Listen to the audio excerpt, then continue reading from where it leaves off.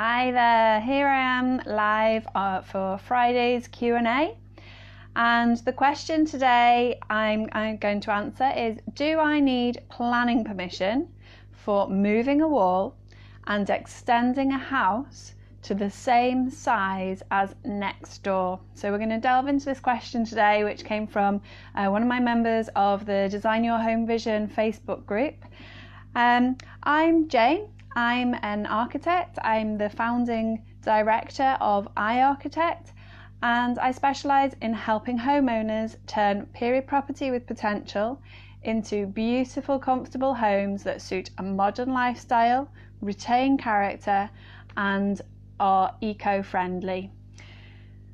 Click like if you're you want to know the answers to this question. That's if you're watching the replay or if you're watching live.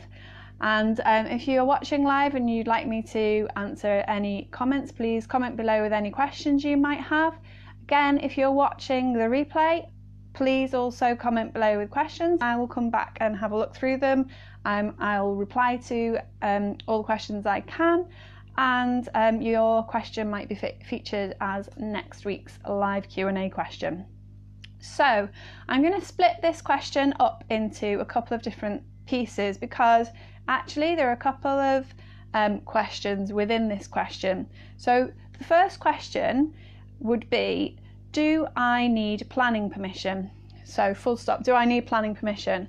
So without seeing a site and a building, I can't possibly comment on any individual case, but it very, very much is location specific. It depends on your house, on your site, on your street, your neighbourhood, and on your local authority, because all of those different factors will create a different circumstance for your property. So there are things called permitted development rights. So permitted development rights are common in most places. Now they are restricted in certain areas. So the most normal places where permitted development is restricted is in greenbelt and in conservation areas. And in those types of area, the local authority will have a plan for the greenbelt or for the conservation area, and they will have specific requirements that you have to comply with, and some aspects of permitted development will be allowed and others will be restricted. So and that's also depending on the type of building. If you have a listed building, your development rights are restricted. You will have to apply for listed building permission for pretty much anything you want to do. That means anything that's involved physically altering the building, and you need to look at the listing itself to understand better what it is particularly about your building that's listed, and therefore what has to be protected in that building. And that will then help define or clarify what you can then do, but you're still likely to have to apply for listed building permission.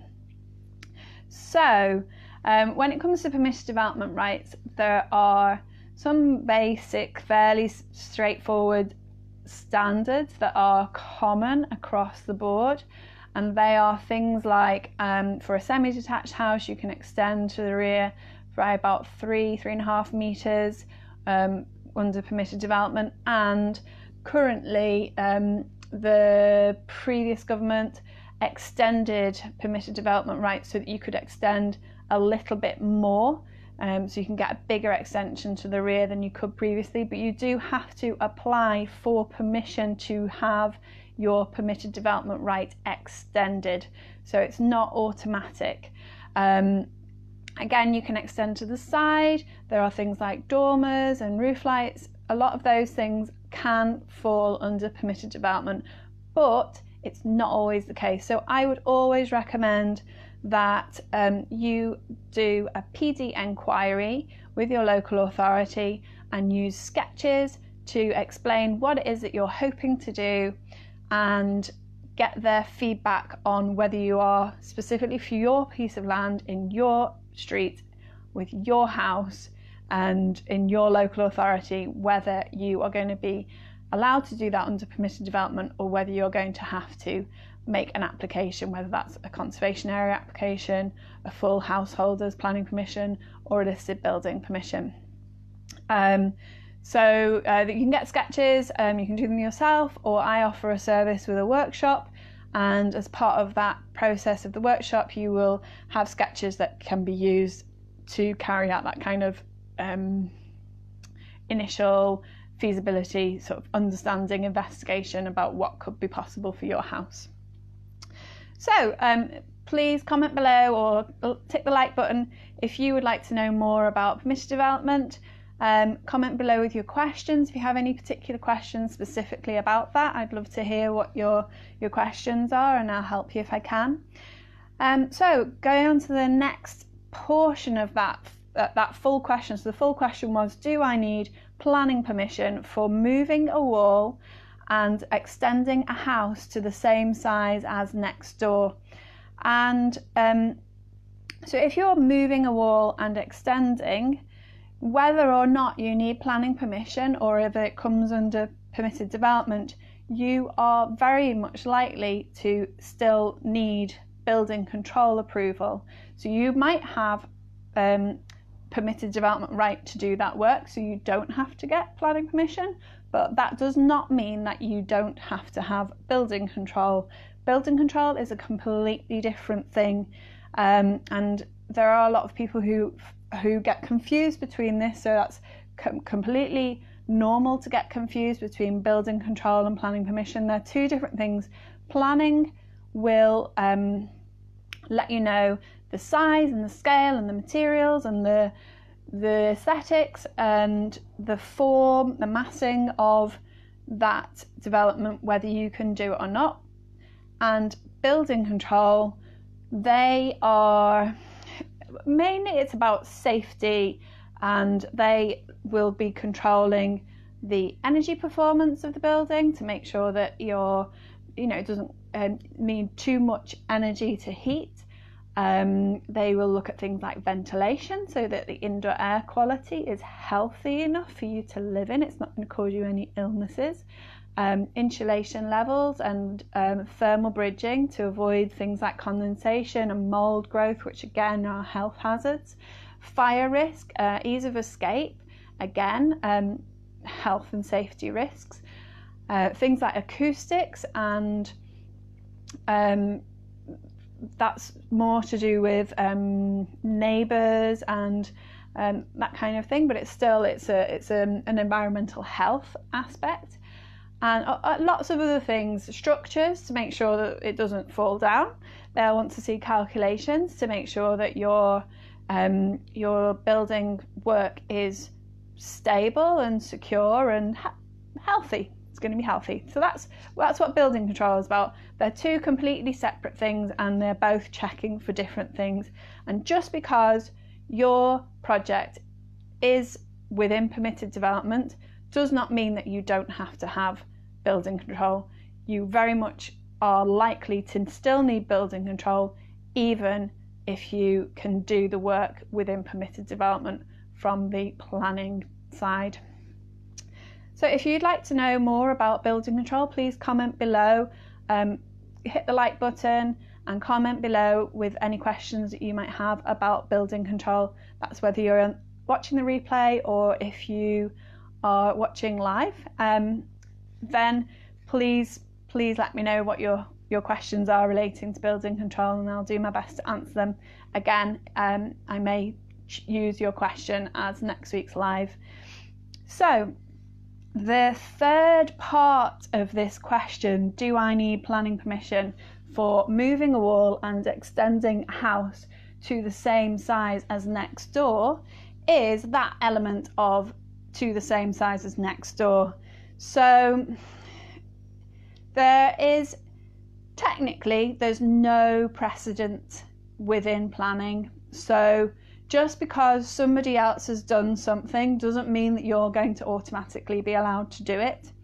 Planning is a really complex system.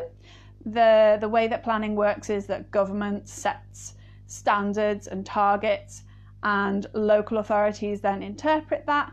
They then set the local standards and targets, and then individual planning officers interpret the government requirements and the local authority requirements and make their decisions based on that. They do work in teams, and so they'll have the individual case officer and their team leaders will sign off. So there is some commonality between case officers within a team, but you can quite often find that if you working with different authorities or within the same authority, you might submit an application to the authority, and one case officer would be perfectly amenable to it and quite likely to pass it, and another one might interpret things differently and might not pass or require you to make changes to your design. So it's not a cut and dry system. There's a lot of room for interpretation, and certainly just because your neighbour has done something does not mean that you're going to automatically be allowed to do it. Each application is taken on a case-by-case basis, and a decision will be made specifically for your property. And because governments change, and the legislation changes, and that filters down, and local authority changes as well, there's political change there, and all this filters down. So what might be allowed one year is not necessarily going to be allowed the next year. And it's not just government legislation, there is also legal cases. Legal cases can determine what case law case law can set a precedent for what is going to be allowed and what judgments case officers will make. So yeah, in summary, just because your neighbour's done it doesn't mean you can too. What you will find though, having said that, is that if on a street all of the houses have had, say, a front dormer extension and yours hasn't, then the chances are that you've got a strong case to argue that you would be able to carry out a similar sort of work. Not necessarily cut and dry that you'll get permission, but because you can argue the case that you're maintaining the look of the street scene, that it's in character, and therefore you may be able to argue the point and get approval. One thing that lots of local authorities are trying very hard to avoid is what they call the terracing effect. So that is where two either detached houses or semi-detached houses both extend to the point where you've got a continuous block of houses, so that instead of it looking like two detached houses or two semi-detached houses, it actually looks like a terrace of three or four, or two, no, either a semi-detached if it's two detached houses, or a terrace of four houses altogether if the two joined and extended right to their boundary to the point where they were actually joined. There are lots of reasons for that. Aesthetically, it doesn't really always look that great. And then from your point of view, if you want to do that, well, yeah, okay, you might get a bigger house, but you need to take into consideration, if this is important to you, your resale value. It can reduce the value of your property if you make it from a semi-detached house into a terrace house. The same if it's what they call a linked detached house, because it might not reduce your sale value, but it's very likely to reduce the appeal, because lots of people, they want to buy a detached house because it's detached. If you've then extended it to the side and linked it to the neighbour's house, it's no longer really a detached house, so the appeal of it will reduce. And that's the same with the semi-detached. People who want to live in a semi-detached want it to be semi-detached. They don't want it to be a terrace. So that's where, you need to be careful about how much you extend. Another thing to think about when you extend into the side is access to your garden, and that's key. And there are a number of local authorities, and Trafford is particularly strong on this, and they have quite clear guidelines where they require there to be access to the garden. They require lots of different specifics to get across, to remove the chances of having a terracing effect from a visual point of view.